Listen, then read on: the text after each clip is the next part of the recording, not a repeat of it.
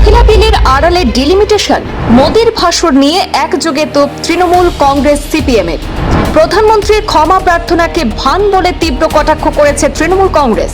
মোদির ভাষণ ছিল কাদা ছোঁড়াছুড়ি এবং সম্পূর্ণ মিথ্যায় ভরা। তীব্র সমালোচনা করে দাবি কংগ্রেস সভাপতি মল্লিকার্জুন খাড়গের। মহিলা সংরক্ষণ বিল ঘিরে দেশজুড়ে নতুন করে রাজনৈতিক তরজা শুরু হয়েছে। প্রধানমন্ত্রীর ভাষণ ও ক্ষমা চাওয়া প্রসঙ্গকে সামনে রেখে একসঙ্গে সুর চড়ালো বিরোধী শিবির। উঠছে ডিলিমিটেশন নিয়ে বড় প্রশ্ন। মহিলা সংরক্ষণ সংশোধনী বিল নিয়ে প্রধানমন্ত্রী নরেন্দ্র মোদীর জাতির উদ্দেশ্যে দেওয়া ভাষণ এবং নারীদের কাছে ক্ষমা চাওয়ার প্রসঙ্গ ঘিরে তীব্র প্রতিক্রিয়া জানিয়েছে বিরোধী দলগুলি, অর্থাৎ All India Trinamool Congress, Indian National Congress এবং Communist Party of India, Marxist এবং তিন দলেরই অভিযোগ যে মহিলা সংরক্ষণের আড়ালে আসলে লোকসভার আসন সংখ্যা বাড়ানোর পরিকল্পনা করছে কেন্দ্র। ডিলিমিটেশন বা সীমানা পুনর্নির্ধারণের রাজনৈতিক উদ্দেশ্য আড়াল করতেই নারীদের ব্যবহার করা হচ্ছে বলেও দাবি করেছে বিরোধীরা। প্রধানমন্ত্রীর ক্ষমা প্রার্থনা প্রসঙ্গকে কটাক্ষ করে তৃণমূল কংগ্রেসের দাবি এটি শুধুই একটি ভান।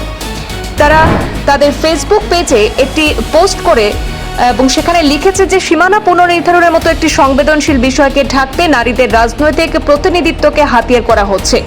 এক স্যান্ডেলে পোস্টে তৃণমূল কড়া ভাষায় জানিয়েছে দেশের মহিলাদের কাছে আন্তরিকভাবে ক্ষমা চাওয়ার আরও একটি সুযোগ হারালেন প্রধানমন্ত্রী।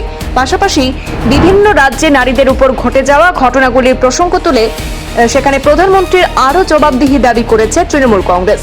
এদিকে কংগ্রেস সভাপতি মল্লিকার্জুন খাড়গে প্রধানমন্ত্রী মোদীর ভাষণকেও তীব্র সমালোচনা করে বলেন এটি ছিল কাদা ছোঁড়াছুড়ি এবং সম্পূর্ণ মিথ্যায় ভরা। খাড়গের অভিযোগ একটি আনুষ্ঠানিক ভাষণকে রাজনৈতিক আক্রমণের মঞ্চে পরিণত করেছেন প্রধানমন্ত্রী। খাড়গে বলেন গত 12 বছরে দেখানোর মতো কিছু না থাকায় এক হতাশ প্রধানমন্ত্রী তার ভাষণকে সম্পূর্ণ রাজনৈতিক আক্রমণে পরিণত করেছেন। তিনি আরও দাবি করেন আদর্শ আচরণবিধি কার্যকর থাকা সত্ত্বেও সরকারি যন্ত্রের অপব্যবহার করে বিরোধীদের আক্রমণ করা হয়েছে, যা গণতন্ত্রের পরিপন্থী। খাড়গের মতে প্রধানমন্ত্রীর ভাষণে কংগ্রেসের প্রসঙ্গ বহুবার তুললেও নারীদের বিষয়টি গুরুত্ব পায়নি, যা বিজেপির অগ্রাধিকারকে স্পষ্ট করে। খাড়গে বলেন কংগ্রেস বরাবরই নারীর অধিকারের পক্ষে থেকেছে এবং মহিলা সংরক্ষণ বিল বাস্তবায়নের দাবি জানিয়ে আসছে। খাড়গে বলেন সীমানা নির্ধারণ সংক্রান্ত সাংবিধানিক সংশোধনী বিলগুলিকে মহিলা সংরক্ষণ বিলের সঙ্গে মিশিয়ে বিভ্রান্তি তৈরি করা হচ্ছে। তার মতে এটি মূলত নির্বাচনী মানচিত্র পুনর্গঠনের একটি প্রক্রিয়া যাতে রাজনৈতিক সুবিধা পাওয়া যায়।